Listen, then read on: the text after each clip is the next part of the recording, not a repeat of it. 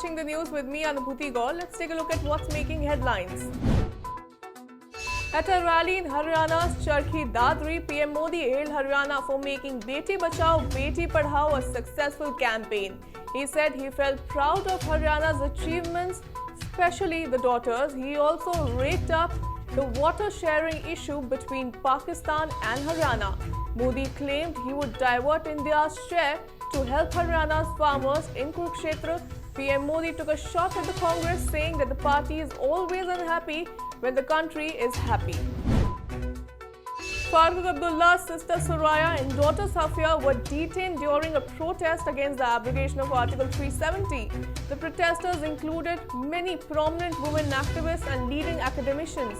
The women carrying placards had gathered at the Pratap Park near Srinagar's Lal Chowk. Police swooped in on them as they started the protest and took a dozen of women into preventive custody.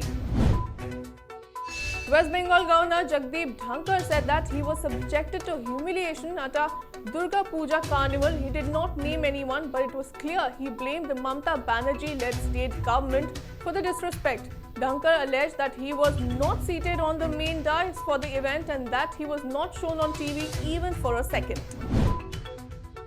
Days after a family of 3 was murdered in West Bengal's Murshidabad, the police now says that the family's former neighbor was responsible. The alleged killer Utpal Behera murdered Bandhu Prakash Pal and his family as the latter abused him and failed to give him an insurance policy receipt. Remember, the BJP and RSS had alleged that this was a politically motivated murder orchestrated to intimidate the opposition in the state.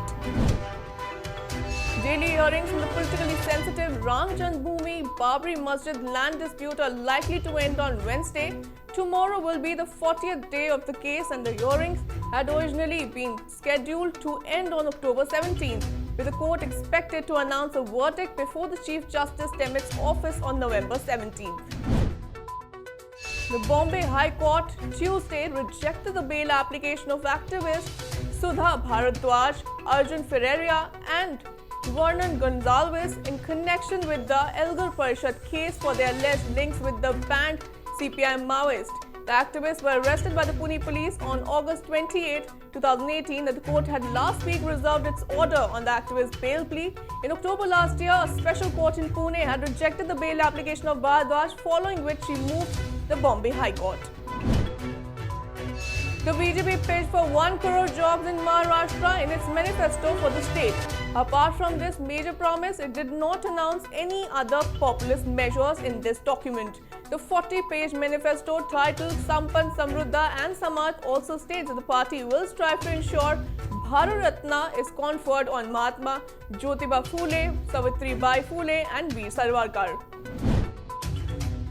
Pakistan is likely to be downgraded to the FATF dark grey list after it has failed to comply with all 27 parameters to curb terror financing. It is being reported that the park will likely be isolated by all countries for not doing enough to choke terror funding and thus be put on the dark grey list. The dark grey list serves as the final warning before being put on the blacklist.